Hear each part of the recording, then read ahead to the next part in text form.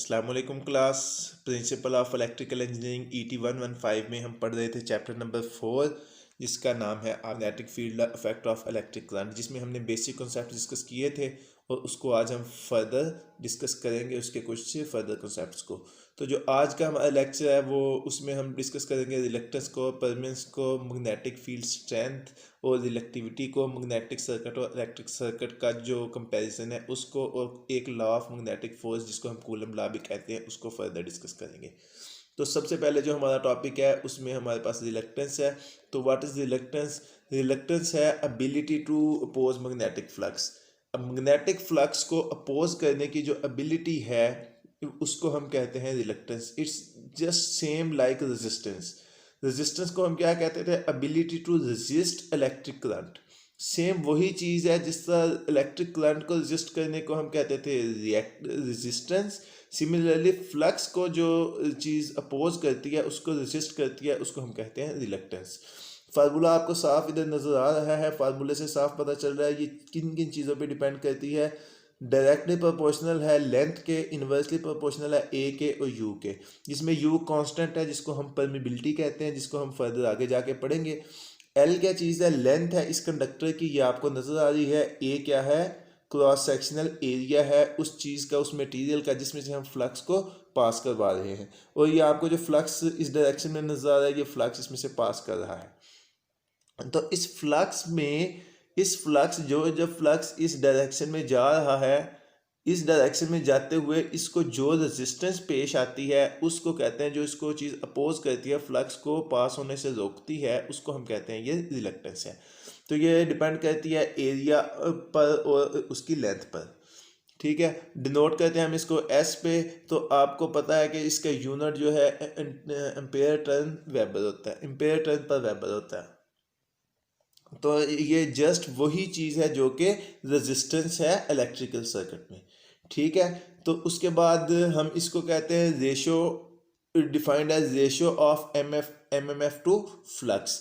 किसी भी चीज़ में, किसी भी सर्किट में पैदा होने वाली एमएमएफ और उसके फ्लक्स की रेशो, मैग्नेटिक मोटिव फोर्स और फ्लक्स की रेशो को भी हम कहते हैं, ये क्या चीज़ है? आपकी रिलक्टेंस है। तो एमएमएफ का यूनिट आपको पता है एम्पेयर टर्न्स होता है, जिसको हम एटी लिखते हैं। ये मैंने लिखा हुआ है, ये है आपका एमएमएफ का यूनिट। और डिवाइडेड बाय या रेशियो जिसको कहते हैं और टू फ्लक्स, तो फ्लक्स का यूनिट है वेबर। तो इस हिसाब से इसका यूनिट जो हुआ एम्पेयर टर्न पर वेबर हुआ। ठीक है, तो अगर हमने इसमें से भी यूनिट निकालना हो तो ये निकाल सकते हैं, लेकिन हमें यू या परमिबिलिटी का यूनिट पता होना चाहिए, जिसको अभी आपने डिस्कस नहीं किया। तो आपने इस डेफिनेशन से जो एमएमएफ है, एमएमएफ डिवाइडेड बाय फ्लक्स, इससे आपने इसका यूनिट निकालना है। इन दोनों के यूनिट आप पहले पढ़ चुके हैं। तो जिस तरह रेजिस्टेंस का जो रेसिप्रोकल है उसको हम कहते थे कंडक्टेंस है, सिमिलरली जो रिलक्टेंस है उसका भी एक रेसिप्रोकल है जिसको हम परमींस कहते हैं। कंडक्टिविटी हमारे पास क्या चीज़ थी या कंडक्टेंस क्या चीज़ थी? ये रेजिस्टेंस इलेक्ट्रिक करंट को अपोज करने की सलाहियत और इलेक्ट्रिक करंट को गुजरने की सलाहियत को हमने उसके उल्ट उसके रेसिप्रोकल को कहा था कंडक्टेंस है। सिमिलरली जैसा कि हमने रिलक्टेंस को पढ़ा कि रिलक्टेंस है मैग्नेटिक फ्लक्स को रेजिस्ट करने, अपोज करने या रोकने की सलाहियत। परमींस है किसी भी सर्किट में वो खसूसियत जो उसमें फ्लक्स को गुजरने में मदद करती है या उसको इस बात पे अर्ज करती है कि मैग्नेटिक फ्लक्स पास करे, इस प्रॉपर्टी को हम कहते हैं कि ये आपके पास परमेंस है। और इसका यूनिट हेनरी होता है, या इसका रेसिप्रोकल ले ले वेबर पर एम्पेयर मीटर। अगर आप इसका रेसिप्रोकल लेते हैं तो वेबर पर एम्पेयर टर्न आता है। ठीक है, ये भी लिख सकते हैं। और इसको उसने नाम दे दिया है हेनरी का। और ये कंडक्टेंस की एनालॉजी है। जो चीज़ इलेक्ट्रिक सर्किट में रेजिस्टेंस है उस चीज़ को मैग्नेटिक सर्किट में हम क्या कहते हैं? उसको हम कहते हैं ये रिलक्टेंस। और जो चीज़ इलेक्ट्रिक सर्किट में कंडक्टेंस है उसको हम कहते हैं ये परमेंस है। तो ये था हमारा रिलक्टेंस एंड परमेंस। इसके बाद हमारे पास टॉपिक है what is magnetic field strength और रिलेक्टिविटी। रिलेक्टिविटी जस्ट लाइक रिलक्टेंस ही है, लेकिन रिलेक्टिविटी बिल्कुल वही है जिस तरह हमारे पास रेजिस्टिविटी या स्पेसिफिक रेजिस्टेंस में एक फार्मूला आया था रो। तो रेजिस्टिविटी रिलक्टेंस है कि एक यूनिट क्यूब मटेरियल, मतलब एक 3 डायमेंशनल मटेरियल, इस तरह का मटेरियल 3D हो जिसके सारे हर साइड जो है वो यूनिट हो, मतलब 1 मीटर क्यूब हो, तो उसकी दोनों कोनों से क्रॉस सेक्शन इस पॉइंट और इस पॉइंट में गुजरने में कितनी फोर्स है जो उसको अपोज करती है, उसको हम कहते हैं रिलेक्टिविटी। मैं रिपीट कर रहा हूँ, एक क्यूबिक मटेरियल को यूनिट क्यूबिक लेना है जिसके तीनों साइडों की तादाद बिल्कुल जो लंबाई चौड़ाई और ऊंचाई बराबर है, उसके क्रॉस जो 2 पॉइंट हैं वो कितना अपोज कर रहे हैं मैग्नेटिक फ्लक्स को, उसको हम कहते हैं रिलेक्टिविटी। और ये इलेक्ट्रिकल में सेम जो चीज़ रेजिस्टिविटी है वही चीज़ मैग्नेटिक में रिलेक्टिविटी है, लेकिन वो हम रिलेट करते हैं करंट से, इधर हम रिलेट करेंगे फ्लक्स से। उसके बाद हमारे पास है magnetic field, strength of magnetic field in unit length of conductor. एक आपके पास कंडक्टर है, इसकी यूनिट लेंथ में आपने इसको कॉइल बनाई, इस यूनिट लेंथ में कितनी आपकी मैग्नेटिक फील्ड प्रोड्यूस हो रही है, इसको आप कहते हैं मैग्नेटिक फील्ड स्ट्रेंथ। और ये आपकी जो कॉइल है, ये एयर भी हो सकती है और इसमें कोई कंडक्टर भी हो सकता है। यूनिट लेंथ ऑफ कंडक्टर का मतलब है जो आपकी कॉइलिंग है ये किसी कंडक्टर के ऊपर है, और एयर कॉइल का मतलब ये है कि आपकी जो कॉइल है इसके अंदर कोई भी कंडक्टर नहीं है बल्कि जस्ट एयर है। तो जिस कॉइल में कोई कंडक्टर नहीं होता उसको हम एयर कॉइल कहते हैं। चाहे एयर कॉइल हो या कंडक्टर हो, उसकी यूनिट लेंथ में कितनी मैग्नेटिक फील्ड पैदा हो रही है, इसको हम कहते हैं मैग्नेटिक फील्ड स्ट्रेंथ। इसकी जो फार्मूला है वो आपको नज़र आ रहा है, जहाँ पे आपको लेंथ है, आई करंट है और आर आपके पास रेडियस है। 2 पाई कांस्टेंट है और आई का यूनिट एम्पेयर और रेडियस का यूनिट मीटर, एम्पेयर पर मीटर इसका यूनिट है।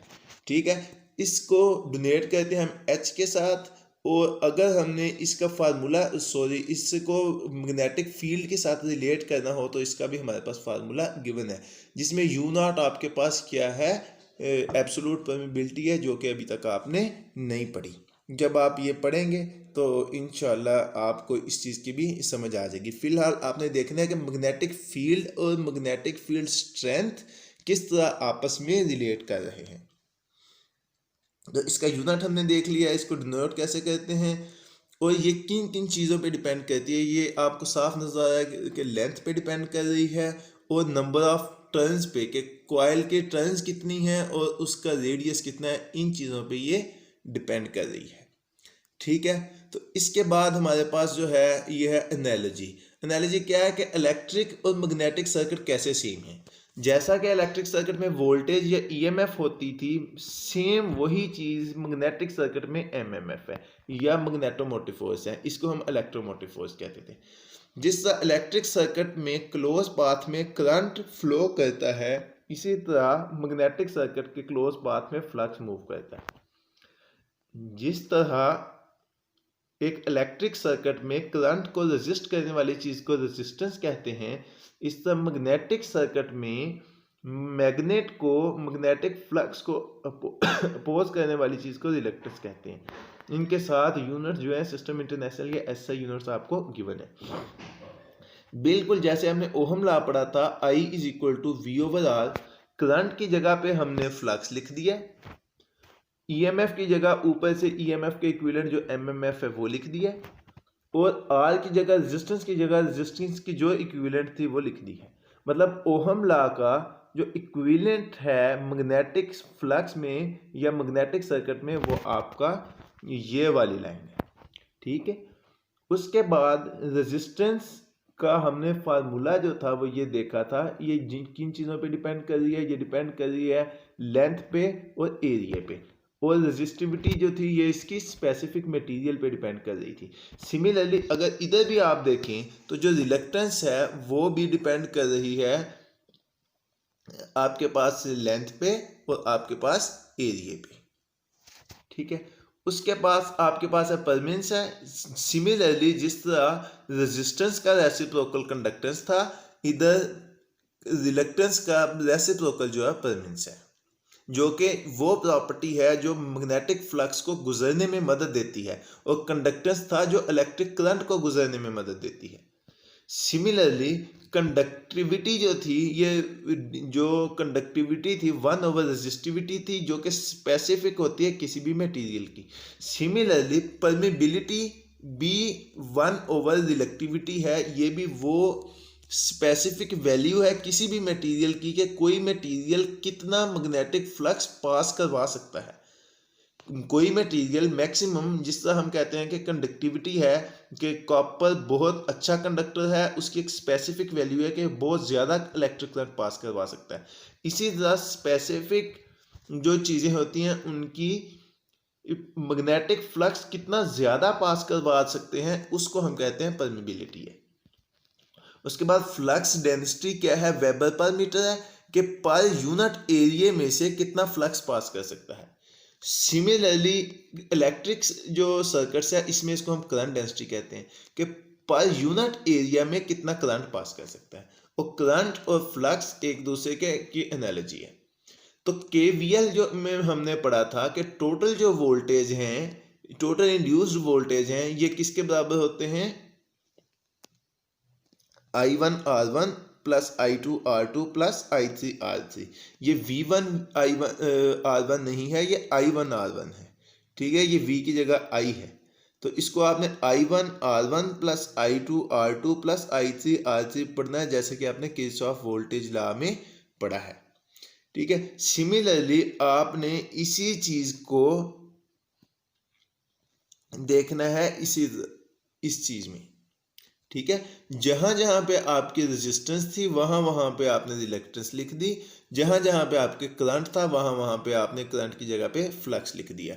वो आपने बिल्कुल करंट की जगह पे, ये आपको नजर आ रहा है फ्लक्स है, जिसको फाई से डिनोट करते हैं, और उसके बाद रेजिस्टेंस की जगह आपने रिलक्टेंस लिख दी, जिसको हम एस से डिनोट करते हैं। ये हम पीछे देख चुके हैं, और रिलेक्टिविटी और रेजिस्टिविटी को भी हम पहले पढ़ चुके हैं। इसके बाद हमारे पास आता है एक law of magnetic force. Law of magnetic force क्या है, अगर हमारे पास दो चार्ज हैं, दो डिफरेंट चार्ज एटम है, हमने उनको देखना है कि वो एक चार्जेस जो हैं वो एक दूसरे के करीब आते हैं या दूर होते हैं। ये हमने देखा है, अगर दो सेम चार्जेस हों वो एक दूसरे को रिपेल करते हैं, अपोजिट चार्ज एक दूसरे को इनके करीब आते हैं, ठीक है। तो वो किस फोर्स से एक दूसरे के करीब आते हैं या दूर जाते हैं, इसको एक साइंटिस्ट था, उसने एक्सपेरिमेंटली भी और थ्योरेटिकली भी इसको एक्सप्लेन किया है, जिसका नाम तो कूलम्ब, और उसी के नाम पे कूलम्ब लॉ है। वो ये कहता है कि दोनों चार्जेस का मास ले लें और उन दोनों चार्जेस के दरमियान का डिस्टेंस ले लें। जितना दोनों मासेस चार्ज का मास ज़्यादा होगा, उतनी उनकी फोर्स ऑफ अट्रैक्शन या रिपल्जन ज़्यादा होगी। अट्रैक्शन तब होगी जब दो अपोजिट चार्ज होंगे, और रिपल्जन तब होगी जब दो सेम चार्ज होंगे।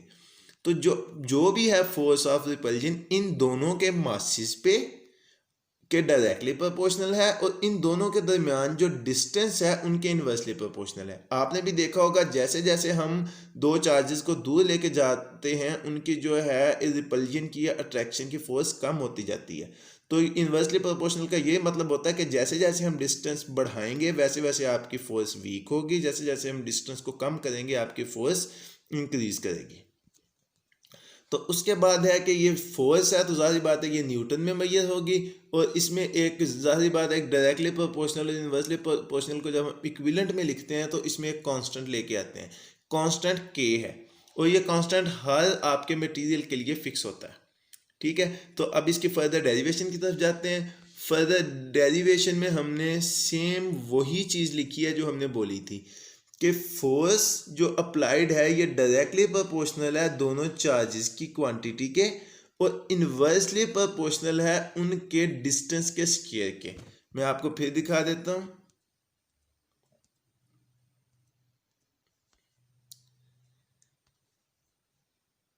ये लिखा हुआ है कि proportional to masses of charge and inverse to square of distance between their centres. तो इसी को आगे एक्सप्लेन कर दिया है। कि ये दोनों चार्जेस हैं, इनके डायरेक्टली प्रोपोर्शनल है और इसके इनवर्स स्क्वायर ऑफ डिस्टेंस के इन्वर्सली प्रोपोर्शनल है। और ये जो जब हमने इक्विवेलेंट में किया तो ये के आपके पास चेंज में आ गया। तो ये हमने फोर्स बना दी है। अगर दोनों ये इनके दरमियान की फोर्स है, अगर दोनों अपोजिट चार्ज हैं तो एक दूसरे को अट्रैक्ट करेंगे, अगर डिफरेंट चार्जेस हैं तो एक दूसरे को रिपेल करेंगे। ये उन्होंने बता दिया है कि F का मतलब है ये फोर्स है जो हम फाइंड कर रहे हैं, जो इलेक्ट्रोमैग्नेटिक फोर्स है, सॉरी इलेक्ट्रोस्टैटिक फोर्स है, और जो Q इलेक्ट्रिक चार्ज है, पहले चार्ज है और ये दूसरे बॉडी पे चार्ज है, और जो R है ये इन दोनों के दरमियान का डिस्टेंस है। तो जो स्केयर ऑफ डिस्टेंस के इन्वर्स होता है इसलिए R स्केयर आ गया है। और जो K है, इस K की value 9 cross 10 raised to power 9 constant given होती है। और इसके बाद ये आज का हमारा टॉपिक था जिसमें हमने डिस्टेंस जो डिफरेंट चीज़ें देखी हैं ये हम एक बार फिर देख लेते हैं। कि आज हमने रिलेक्टेंस देखा, परमिनेंस देखा, मैग्नेटिक फील्ड स्ट्रेंथ और रिएक्टिविटी देखी, मैग्नेटिक सर्किट और इसका कंपैरिजन किया इलेक्ट्रिक सर्किट के साथ, डिफरेंट एनालिसिस देखी, और उसके बाद हमने कूलम्ब लॉ देखा। तो थैंक यू सो मच। ये आज का हमारा लेक्चर था। इससे रिलेटेड आपका कोई भी क्वेश्चन हो तो आप हमसे पूछ सकते हैं अपने गूगल क्लासरूम में या व्हाट्सएप ग्रुप में। तो थैंक यू सो मच।